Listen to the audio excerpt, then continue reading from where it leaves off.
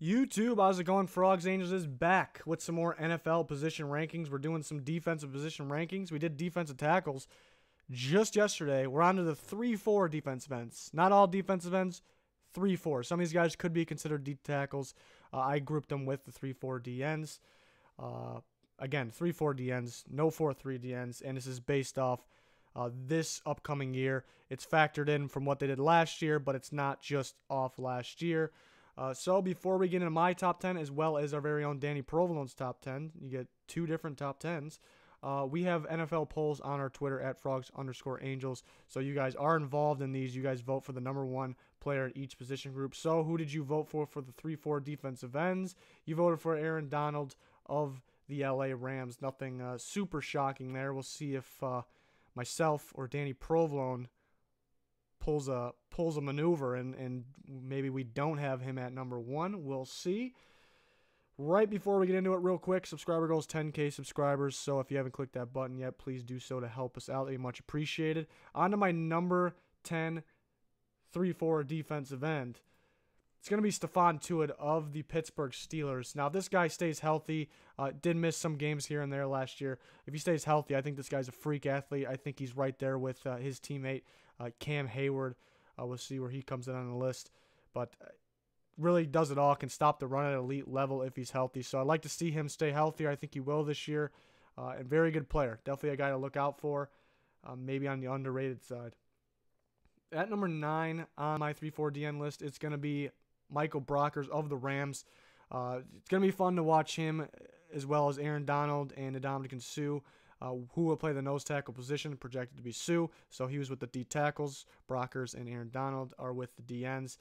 So maybe just overshadowed by those other guys. Maybe plays at a better level than most people think.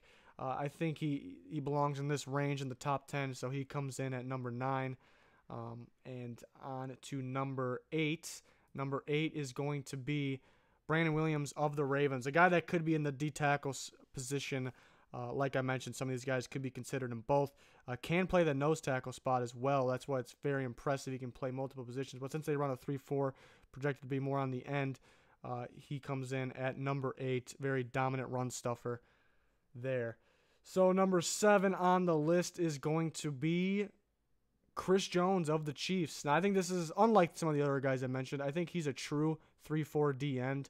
I don't see him. I think he can play a 4-3 D tackle, but I just see him just strictly as a 3-4 end. Young talent, getting better and better.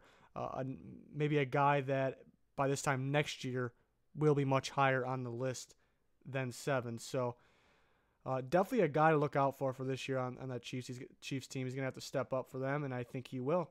A lot of potential to grow still. 6 is Mike Daniels. I think the top 6 really separates himself. Mike Daniels really shows how good this group is being at 6, because I thought he would maybe be higher. Maybe most would think he would be higher. Very tight, maybe that 6'5", range. He can sneak in there anywhere. I think a likable guy, too. I think a lot of you, if you've been watching us for a while, know that I'm actually a Minnesota Vikings fan. But Mike Daniels, I really like him. I like his game.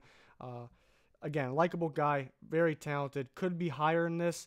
Really what split up the, like I said, it's based off maybe right now, who I would take right now going forward for this season. What split him up with 4 and 5 is maybe they played a little bit better in this past year. So looking forward, that's how I looked at it. But very good talent, Mike Daniels. I think another guy that can play multiple positions. In the 3-4, he played a D end. I think he can play a D tackle spot too. So very impressive. Number 5 is going to be Jerrell Casey, known as an elite guy in this position group. So coming in at 5 again shows how good this group is at the top. So Jerrell Casey, very impressive. Definitely been the best player on that Titans team for a while now. Really good at stopping the run and really gets after the quarterback as well.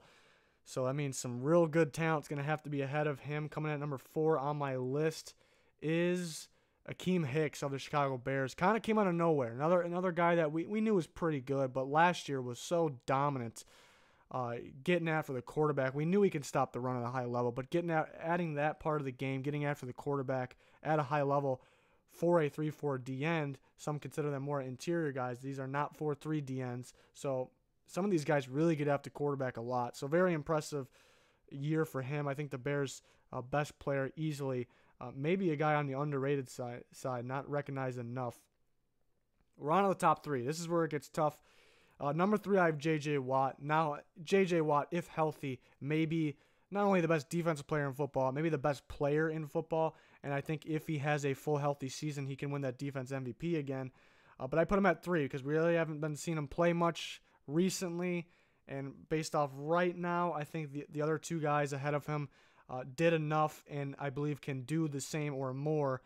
That's really the reason I put him ahead of J.J. Watt. But again, it won't be if he stays healthy this year, he could be number 1 on this list. Yes, better than who I have at 1 and 2. Wouldn't shock me. I'm sure it doesn't shock anybody. But just for right now, I got him at 3. At number 2 is going to be Cameron Hayward of the Pittsburgh Steelers. He led this group in sacks, actually, which was very, very impressive, and stops the run well as well. So out of this position group, he actually led all in sacks. So if somebody said 1 for that reason, wouldn't argue too much. Very impressive season. Seems to be getting better and better. Him and Stephon Tuitt, definitely a duo to watch out for this season. Going to be fun to watch if both healthy.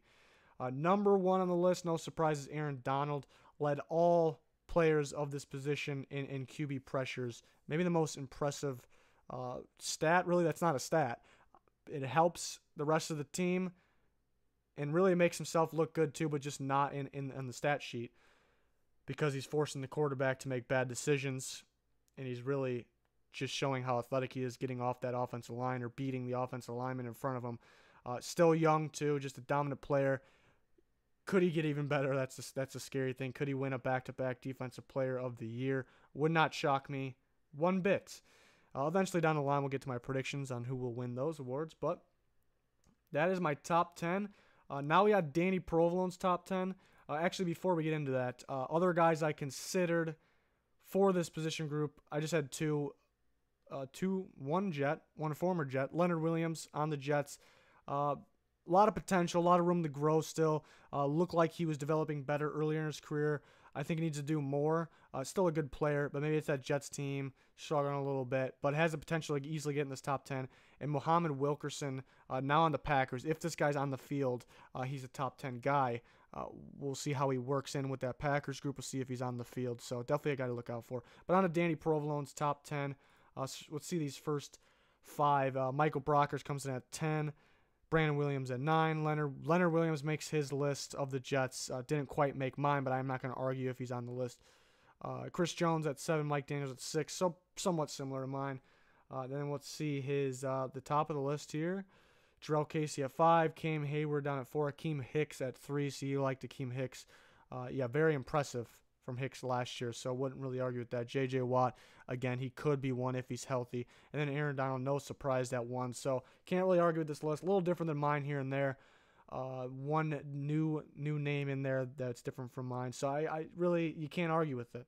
A lot of guys that can compete for the top job here, for the number 1 spot on the list, even though it looks like it's Aaron Donald's to keep. We'll see what happens, but again, a lot of guys that I would consider lead at the top.